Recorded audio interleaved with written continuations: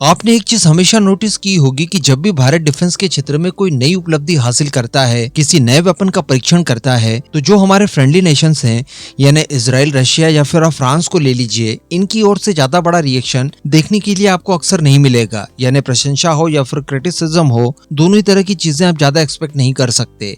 लेकिन ऐसा कोई भी काम जब भारत करता है तो अमेरिका, पाकिस्तान और चाइना की तरफ से हमेशा ही आपको रिएक्शन देखने के लिए मिलेगा, जहां पर अमेरिका भारत की ताकत को आंकने की कोशिश करता है कि भारत ने किस उपलब्धि को हासिल किया है, किस गति से किया है, किस डायरेक्शन में किया है और आगे इसके क्या क्या सिग्निफिकेंस हो सकते हैं। इन सबको वो विस्तार से चर्चा करते हैं। तो वहीं पर पाकिस्तान की तरफ से डर, रोना धोना। अगर बात की जाए चाइना की, तो चाइना की तरफ से रिएक्शन तो आता है, लेकिन इसके पीछे हमेशा ही क्रिटिसिज्म भी छुपा होता है और साथ ही वो कंपेयर करने की कोशिश करते हैं अपने वेपन्स के साथ, जो उन्होंने पर्टिकुलर कैटेगरी में डेवलप करके रखे हैं, और उनसे कमतर बताया जाता है भारतीय हथियारों को। अब आप सभी जानते हैं कि भारत के DRDO द्वारा रिसेंटली अपने सुदर्शन चक्र के तहत स्वदेशी तौर पर तैयार किए गए 3 वेपन सिस्टम्स का परीक्षण किया है, QRSAM, वसोराड और हमारे laser based direct energy weapon mark 2A का, जो कि करंटली हमारे integrated air defence weapon system का एक पार्ट है।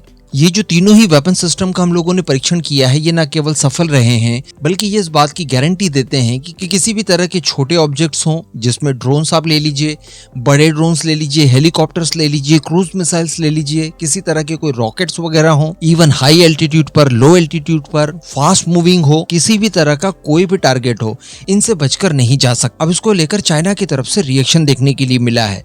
रिएक्शन आपको लगेगा कि मिला जुला सा है, लेकिन यहाँ पर भारत के laser based direct energy weapon system का इन लोगों ने तारीफ की है। जी हाँ, तो चलिए आगे डिस्कस कर लेते हैं। आप बस इसी तरह की वीडियोस के लिए चैनल को सब्सक्राइब जरूर कर दीजिएगा। दरअसल मैं आपको बता दूं कि जिस तरह के वेपन सिस्टम का परीक्षण भारत ने किया है, इसी तरह के कुछ एयर डिफेंस सिस्टम्स चाइना के पास भी हैं। दरअसल चाइना के पास अपने एंटी एक्सेस एरिया डिनायल, जिन्हें A2AD कहा जाता है, इस नीति पर ये आधारित हैं और ये भी भारत के डिफेंस सिस्टम्स की तरह मल्टी लेयर्स में आते हैं, जो कि अलग अलग टारगेट्स को न्यूट्रलाइज करने के लिए कैपेबल हैं। अब इसी को लेकर ग्लोबल टाइम्स में चाइना के एक विशेषज्ञ द्वारा इसमें कुछ बातें लिखी गई है। ये विशेषज्ञ दरअसल बीजिंग के एरोस्पेस नॉलेज मैगजीन के चीफ एडिटर हैं। इनका नाम है वांग यानान। इन्होंने सबसे पहले तो ये कहा कि प्रीसेट ट्रेनिंग सिनेरियोस में इस तरह की जो टेस्टिंग की जाती है, ये वास्तविक युद्ध परिस्थितियों से बिल्कुल ही अलग होता है। यानी इसका सीधा सा मतलब ये हुआ कि देखिए, टेस्टिंग के दौरान तो इन्होंने बहुत अच्छा प्रदर्शन किया, लेकिन जब वास्तविक युद्ध होता है उस समय स्थितियां काफी ज्यादा भिन्न होती है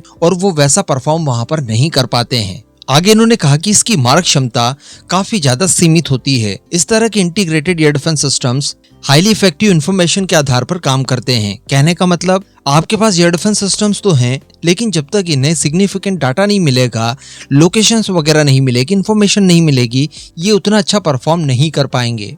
जब आपको पूरी इंटेलिजेंस मिलेगी, इन्फॉर्मेशन मिलेगी, वो डाटा इन हथियार सिस्टम्स तक पहुंचेगा, उसके बाद ही कहीं जाकर ये अपना काम कर पाएंगे। अन्यथा ये केवल अलग अलग इस्तेमाल करने के लिए नॉर्मल से एयर डिफेंस सिस्टम है। स्पेशली यहाँ पर QRSAM और वसोराट की जो टेक्नोलॉजी है, वो कोई नई नहीं है। ये ऑलरेडी कई सारे देशों के पास पहले से मौजूद है। लेकिन इसके बाद इन्होंने हमारे डायरेक्ट एनर्जी वेपन, जो कि 30 किलोवाट क्षमता वाला है, इसको लेकर तारीफ की है। उन्होंने कहा है कि दुनिया में कुछ ही देश ऐसे हैं जिनके पास इस तरह के लेजर वेपन सिस्टम हैं। ये लाइट स्पीड से अटैक करते हैं, बिल्कुल चुपचाप हमला करते हैं और निरंतर ये ऑपरेशनल होते हैं। काफी ज्यादा फ्लेक्सिबिलिटी और सटीकता आपको प्रदान करते हैं। इसके साथ साथ ये आपका बहुत ज्यादा खर्च भी बचाते हैं। जैसा कि हम लोग अक्सर डिस्कस करते हैं कि एयर डिफेंस सिस्टम्स की मिसाइलें काफी महंगी आती हैं, उसकी तुलना में अगर आप लेजर वेपन इस्तेमाल करते हैं तो ये काफी ज्यादा कॉस्ट इफेक्टिव साबित होता है। तो इस लेजर वेपन को इन्होंने काफी ज्यादा इफेक्टिव बताया है। लेकिन अब डायरेक्टली तारीफ तो नहीं कर सकते, इस वजह से थोड़ा क्रिटिसिज्म भी किया है। और क्रिटिसिज्म ये किया है कि इनका भी वॉर प्रूवन होना बाकी है। जो मैंने शुरुआती लाइन में कहा कि इनका ये मानना है कि ये टेस्ट के दौरान जिस तरह का परफॉर्म कर रहे हैं, ये वास्तविक युद्ध में भी वैसा ही परफॉर्म कर दे, इसकी उतनी गारंटी नहीं होती। संभवतः ये अपना अनुभव शेयर कर रहे हो। HQ9 को जब इन्होंने टेस्ट किया हो तब उसने अच्छा परफॉर्म किया, लेकिन ब्रह्मोस और स्कैल्प के सामने HQ9 किस तरह का परफॉर्म किया, वो हम सभी लोगों ने ऑपरेशन सिंदूर के दौरान देखा।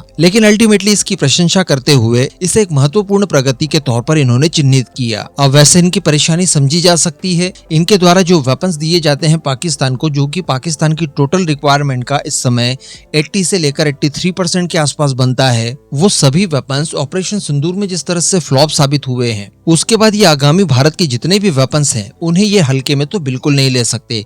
इन सभी को लेकर ये विस्तृत में इस बार आकलन करने वाले हैं। जबकि वास्तविकता देखी जाए तो हम लोगों ने ऑपरेशन सिंदूर में आकाश तीर का इस्तेमाल ज्यादातर किया, जो कि आज किए गए टेस्ट की तुलना में बहुत ही ज्यादा पुराने वेपन सिस्टम हैं। बस केवल उन्हें मॉडर्न अपग्रेड कर दिया गया है। अब ये जो वेपन सिस्टम हम लोगों ने टेस्ट किए हैं, ये न केवल मॉडर्न है बल्कि आज की परिस्थितियों से निपटने के लिए पूरी तरह से सक्षम है। अब इस पूरे मुद्दे पर आपका क्या मानना है, नीचे कमेंट करके जरूर बताइएगा।